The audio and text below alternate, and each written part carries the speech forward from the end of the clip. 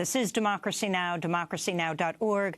I'm Amy Goodman. Today marks the 50th anniversary of the My Lai Massacre, when U.S. forces slaughtered more than 500 Vietnamese women, children, old men. A group of Vietnam War veterans and peace activists have traveled back to Vietnam to mark today's anniversary.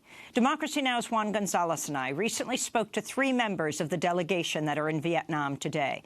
Vietnam veteran Paul Cox, who later co-founded the Veterans for Peace chapter in San Francisco, Susan Schnall, former Navy nurse who was court-martialed for opposing the Vietnam War, and longtime activist Ron Carver, who's organized an exhibit honoring the GI anti-war movement at the War Remnants Museum in Ho Chi Minh City.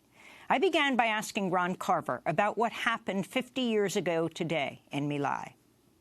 Well, 504 civilians, non-combatants, were mowed down by soldiers. As you said, it was horrific, but it was not an isolated incident. It was part of the culture of the war that had been created and fostered, and it was largely a product of the Pentagon's insistence on high body counts in order to justify their continued war effort and their continuing escalating insistence that the U.S. Congress give them ever more money and ever more troops. This is what led to these kind of massacres. The significance to me, however, is of people like Hugh Thompson, who at great risk, landed his helicopter, had his crew train their guns on the soldiers who were committing this massacre and telling them that they had to stop or they would be shot themselves. And that's part of what has led to the development of this exhibit that will be held in Saigon, Ho Chi Minh City today, it's called. On the 19th of March, 3 days after the anniversary of the My Lai Massacre. It's called Waging Peace, the U.S. soldiers and veterans who opposed America's war in Vietnam. And it is to give credit and honor the folks who took great risks to oppose the war. Some of them went to jail in this country, like Dr. Howard Levy, who refused to train Green Beret troops in medical techniques. There are people in this exhibit honored are those who refused to deploy to Vietnam, like J.J. Johnston and the 2 others who made the Fort Hood 3, people who went to Vietnam, like Paul, but then confronting the horror of what they were doing, stopped going out and engaged in combat. Some of them, like Bill Short, ended up being charged with conspiracy to mutiny because he refused to engage anymore in combat and was sent to the stockade in Vietnam. Others who deserted. And so a lot of these folks will be on the tour in March from Hanoi to My Lai and then to Saigon.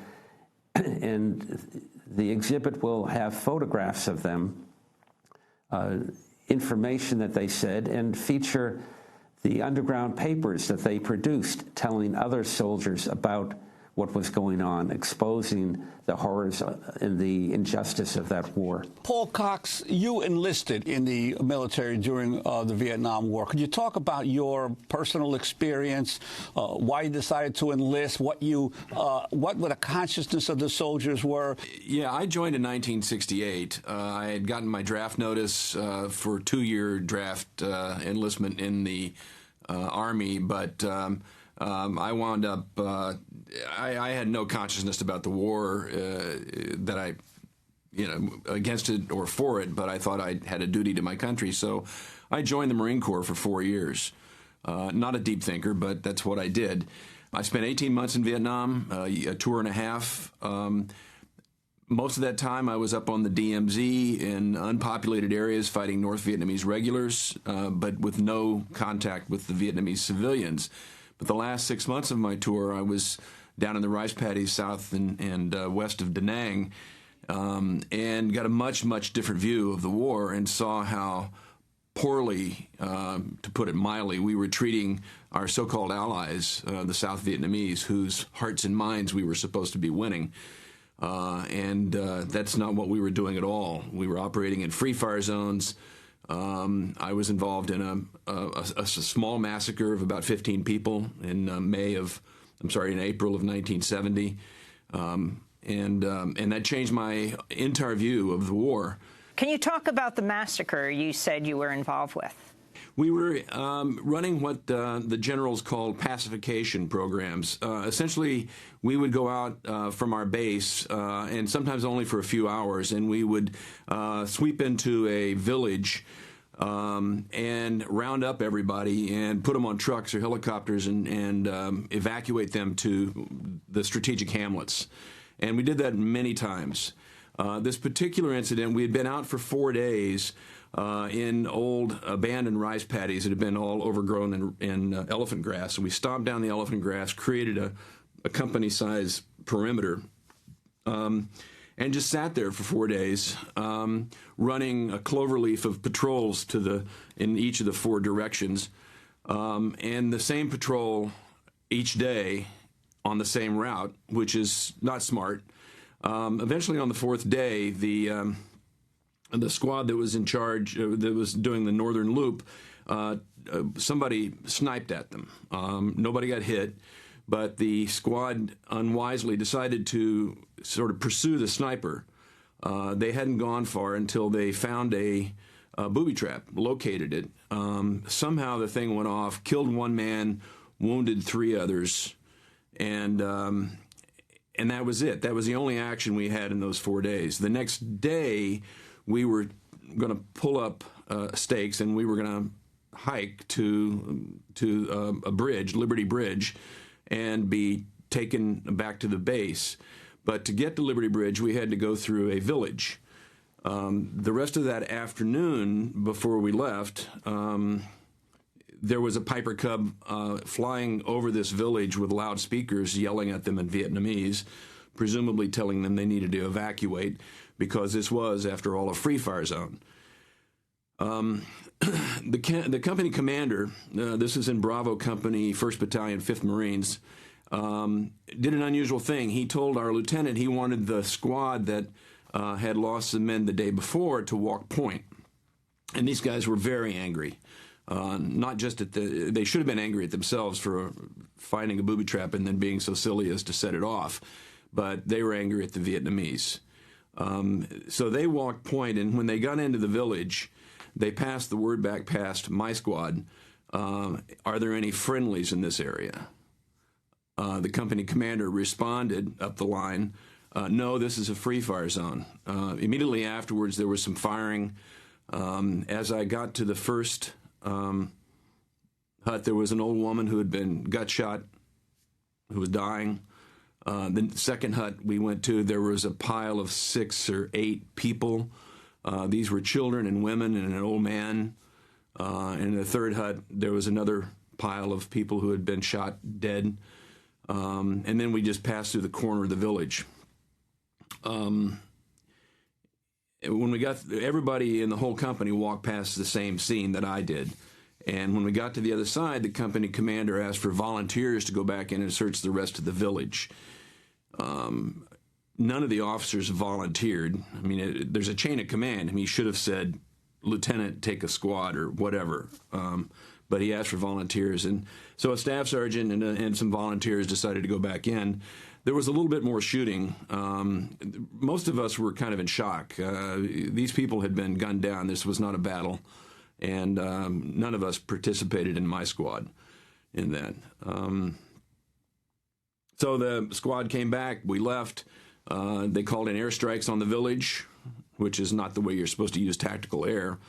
A few days later, apparently, some of the survivors of this massacre had carried the body of a child and a woman to a nearby base and filed a formal complaint. There was an investigation. Nothing happened. Neither the men who pulled the triggers on those folks were relieved of duty. The company commander who set the whole thing up was not relieved of duty, and life just went on. But that turned my head about the war, and I was not going to participate in that any longer. And I left Vietnam in August of '70, very, very angry at myself, at the Marine Corps, at the American people, at the U.S. government, and really determined that I was going to do what I could to help end the war. I still had 2 years left to do in the Marine Corps, and so I was a bit of a latecomer to the anti-war movement and the GI movement, but I tried to make up for it by working very hard. I was stationed at Camp Lejeune for the last 2 years of my tour, and we put out an underground newspaper called Rage. Was not an example of high journalism, but it was the best we could do, and we were really working hard to tell the truth about the Vietnam War and about militarism in this country. And what was the reaction of the base commanders and the authorities to your publication? Well, we were underground as best we could be for a very long time. I don't even have a photograph of that period because we were afraid to take photographs as evidence. But I do have copies of the newspaper we put out.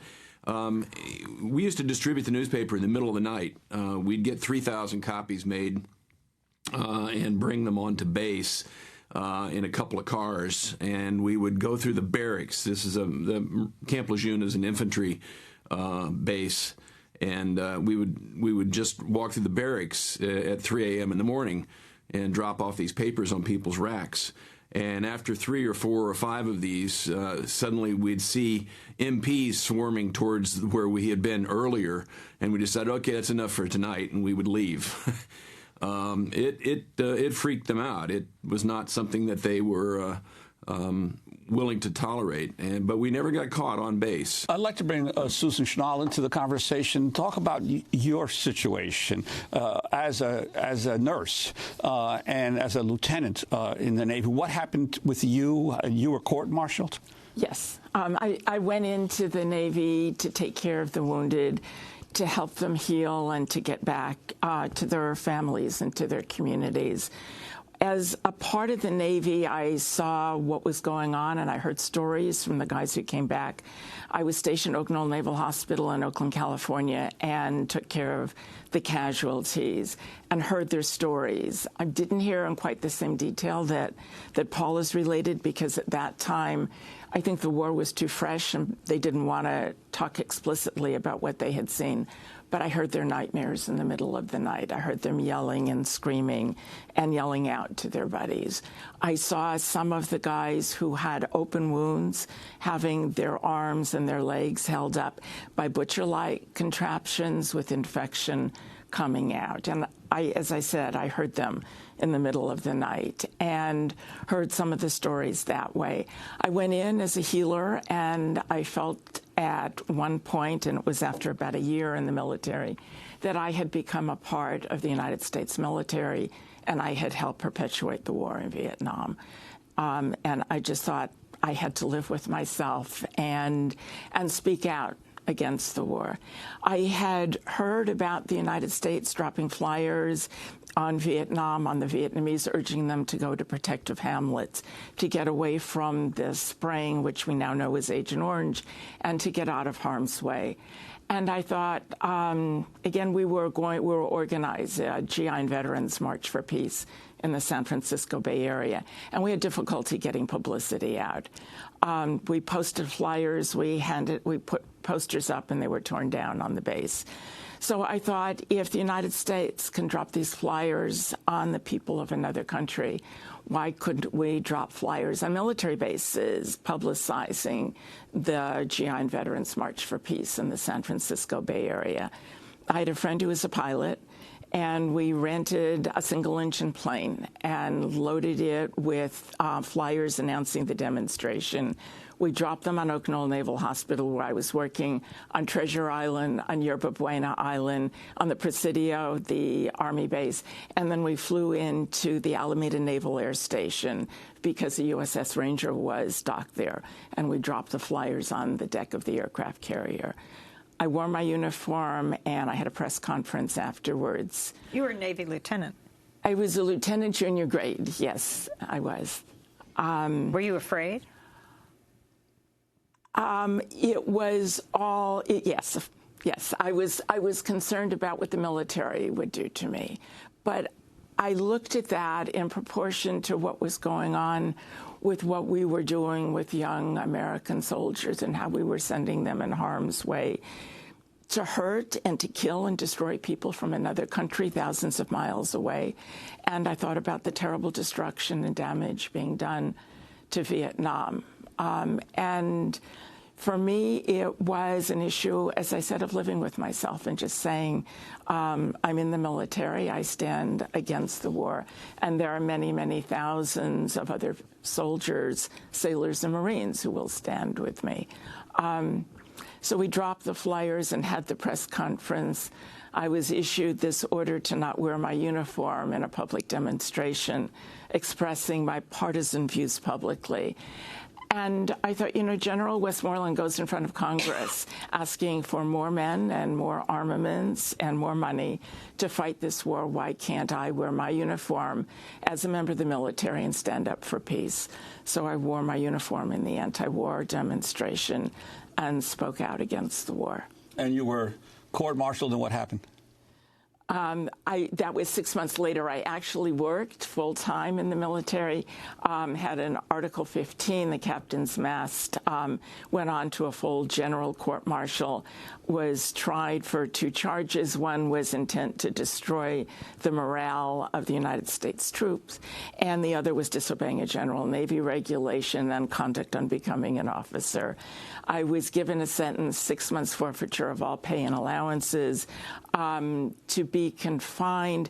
The trial counsel wanted 5 years confinement at hard labor, and the court-martial board gave me 6 months confinement and dismissal from service. And where were you confined to, and what did you have to do there? I actually was sent back to full duty because at that time the military also had a regulation that said if a woman received a sentence of under a year, she didn't necessarily have to serve it. And since I received a sentence of 6 months, which I think was deliberate, we had a lot of publicity about the case, I was sent back to the hospital to full duty and reported, and was then assigned to the women's units and the children's units. And we put out an underground newspaper, but handed it out from person to person on the base. Susan Schnall, former Navy nurse who was court-martialed for dropping anti-war pamphlets from a plane over U.S. military bases around San Francisco Bay. We'll return to our conversation with her, Paul Cox, and Ron Carver, all 3 now in Vietnam, to mark the 50th anniversary of the My Lai Massacre. Stay with us. We're on Democracy Now! I'm Amy Goodman with Juan Gonzalez. As we continue to mark the 50th anniversary of the My Lai Massacre, we return to our conversation with 3 longtime peace activists who went back to Vietnam to mark the anniversary. Vietnam War veterans Paul Cox and Susan Schnall, and longtime organizer Ron Carver. I asked Ron to talk about the GI coffee houses, which became a hotbed of GI resistance during the Vietnam War.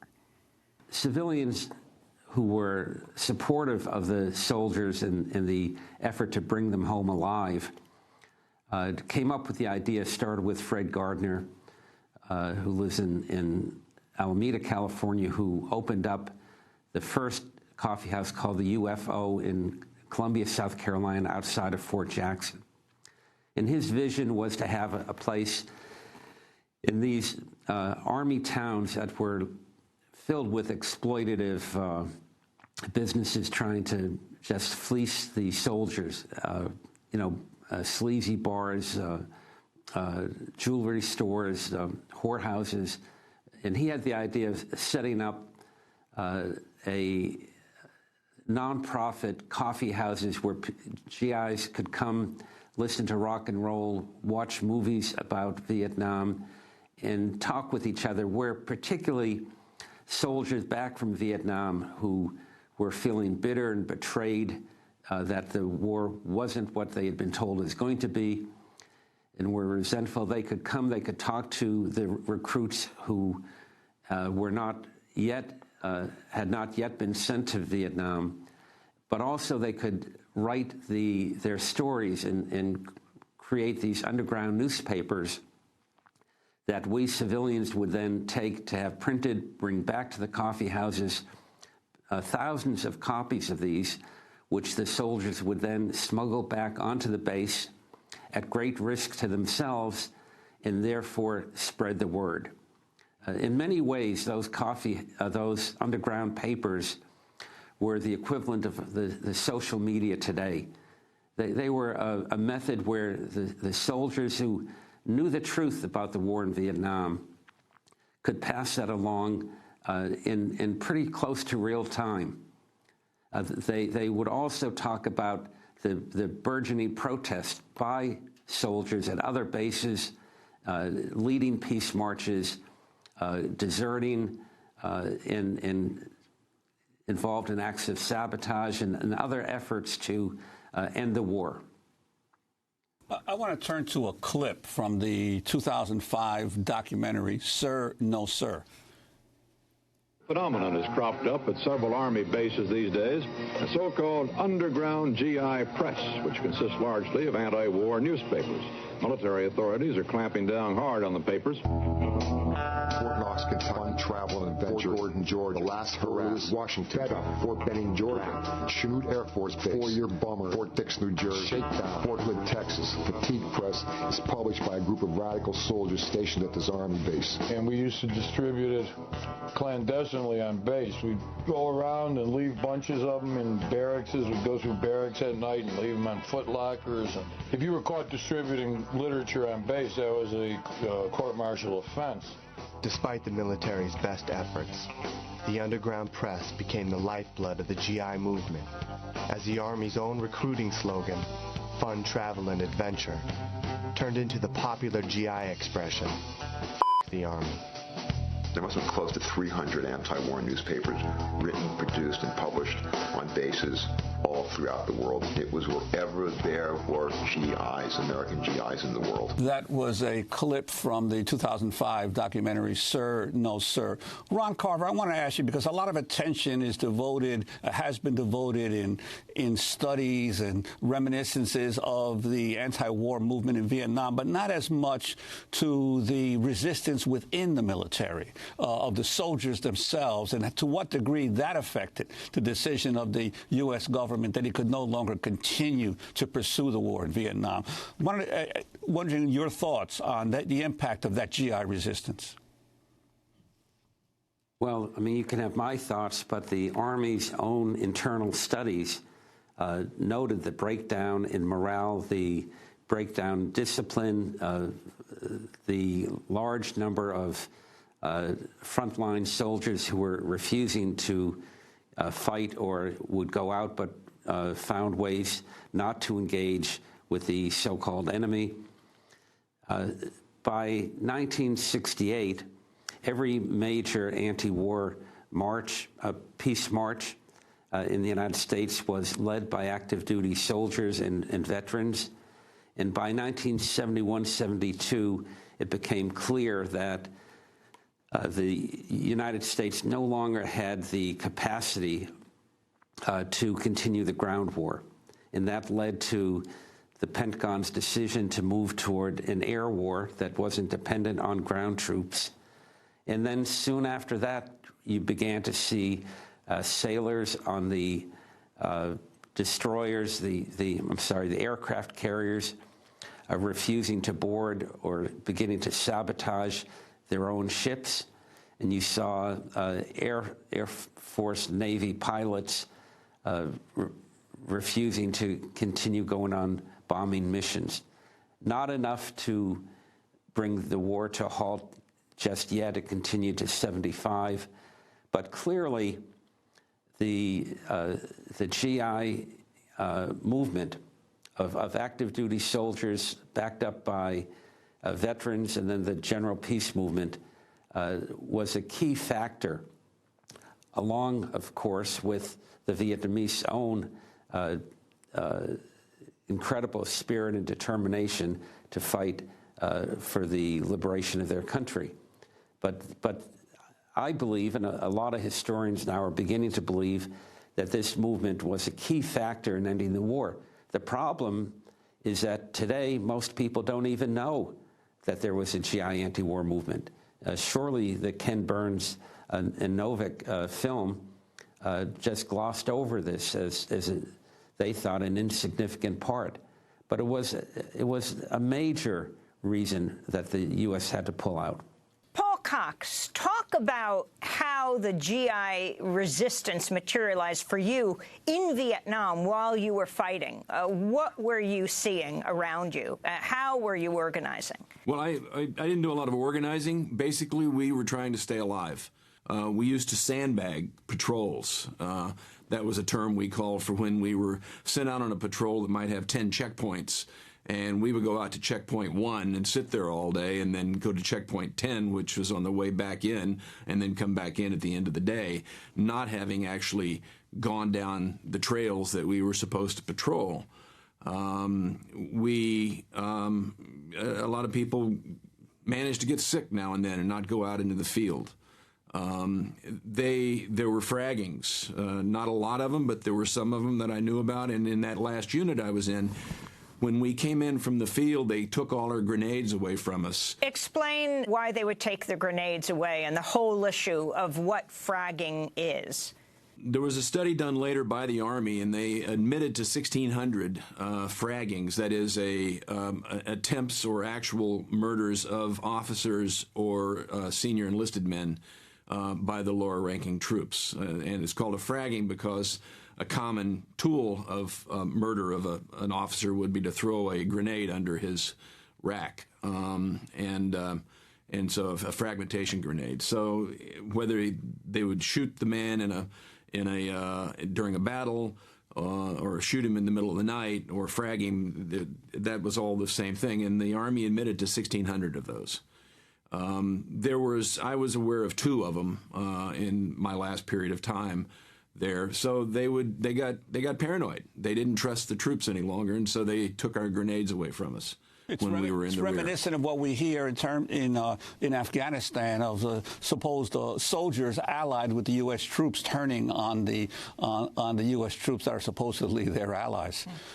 I want to turn to a clip of John Kerry speaking in 1971. At the time, Kerry was a member of Vietnam Veterans Against the War. He was testifying before the Senate in 1971 when he discussed the atrocities unearthed in the Winter Soldier investigation, where over 150 veterans testified to war crimes committed in Southeast Asia.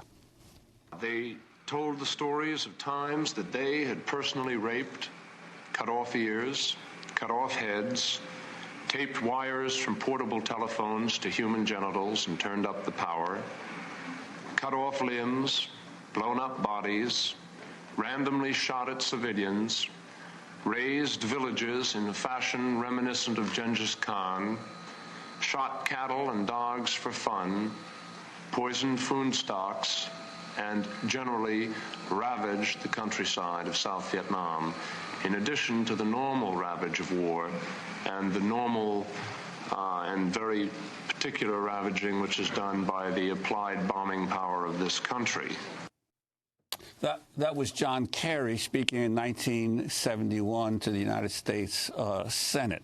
Paul Cox, just wondering, he was a member of the same GI resistance movement against the war that you were a part of. John Kerry? Yes.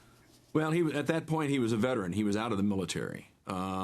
And so I don't know that he took actions while he was in the military, but the veterans movement was very important, and certainly after I got out, I was active in the veterans movement and in support of the GI movement for a number of years after I got out, working on an additional paper called Up Against the Bulkhead that came out of San Francisco Bay Area. I've told you the story of my one horrific day. And John Kerry was relating the results of the Winter Soldier investigation to Congress of numerous GIs talking about what had happened to them at their time, this thing or that thing or the other thing. And when you put them all together, it really formed a pattern of how shabbily we treated the Vietnamese, who are our allies, And he also made a very important point, which was the air power, not considered a war crime such as cutting off an ear might be, but certainly did tremendous damage to the Vietnamese people and the countryside and the environment, along with Agent Orange, which continues to as a legacy in Vietnam today, and the unexploded ordnance, which is a tremendous problem in Vietnam. And as Ron pointed out, Ken Burns just glossed over it and said, the land in Vietnam has largely healed itself. Well, it hasn't healed itself. They'll never get rid of the unexploded ordnance. They are very much plagued by the dioxin contamination from Agent Orange. So these things continue to, it's a gift that keeps on giving. We talk about everything happening 50 years ago as though it's the end. What Paul was just mentioning is the continuing issue of Agent Orange dioxin that continues to contaminate the land and the people in Vietnam. We have both been on a couple of trips to visit the people and to see the children who are born with these terrible birth defects, who will never be able to lead any kind of normal lives. And the issue of that war 50 years ago is that that legacy continues, and that death and that destruction continues today. Paul mentioned the continuing problem of unexploded ordnance. Children and farmers who are trying to till the land, if they come upon a scrap of metal that can explode, it can kill them, it can maim them for life. So that war 50 years ago continues to harm. And I'll mention also that we know that the children of American servicemen who were in Vietnam have also been born with very similar birth defects to those of the children in Vietnam. The worst part for the Vietnamese is because the land is contaminated with dioxin, babies continue to be born and to be affected by this problem. We want to commemorate and to respect the terrible, terrible massacre and the sacrifice that the Vietnamese suffered those years ago, and to come as service people, as veterans, to say, we're sorry, we take responsibility, and we will continue to work for peace. And we will continue to work with you to try to heal some of these wounds of war. Paul Cox, how, with the veterans that you've known after you came out of the military, how have many of the veterans of Vietnam dealt with these issues of their participation in what most of the rest of the world continues an unjust imperial war, but is still regarded as a tragic mistake by many leaders in this country? Well, I think there's a range of responses. My own response to witnessing such a thing was to turn against the war, and I've been an activist ever since. Other people haven't probably talked about it at all. Some people have drank themselves to death, shot themselves, jumped off of bridges. Other people have just shut it down. And then a few probably are still proud of what they did in Vietnam.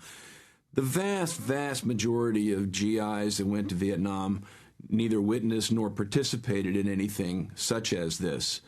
Although, you have to say the pilots that ran those B-52s and the guy that pushed the button that opened the bomb bay doors and dropped B-52 bombs did far more damage than any individual who looked his victims in the eye while he shot them.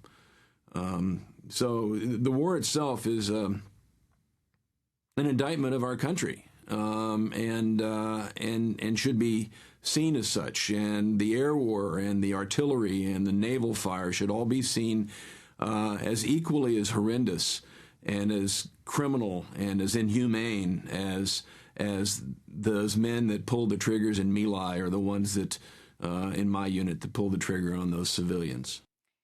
That was Vietnam War veteran Paul Cox. Susan Schnall, former Navy nurse who was court-martialed for dropping anti-war pamphlets from a plane over U.S. military bases around San Francisco Bay, and longtime peace activist Ron Carver.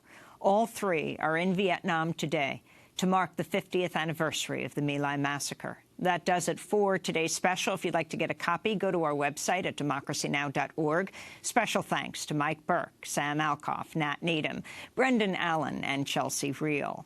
Democracy Now! Will be in Washington, D.C. on Saturday, March 24th for a live multi-hour broadcast from the March for Our Lives, led by student survivors of the Valentine's Day Massacre at the Marjorie Stoneman Douglas High School in Parkland, Florida. Tune in then. Democracy Now! Is produced by Mike Bertz, Renee Feltz, Dina Guzder, Nermeen Sheikh, Carla Wills, Laura Gottesdiener, Sam Alcoff, John Hamilton, Robbie Karen, Hani Massoud, Sharina Nadura, and Nat Needham. Mike DeFilippo, Miguel Noguera, and Paul Huckabee are our engineers. Special thanks to Becca Staley, Julie Crosby, Hugh Grand, David Prude, Vesta Godars, Karl Marxer, and Ariel Boone. Happy birthday, Ariel. You can go to our website at democracynow.org for our video and audio podcasts and transcripts, and check us out on Roku and Facebook and Instagram. I'm Amy Goodman. This is Democracy Now! Thanks so much for joining us.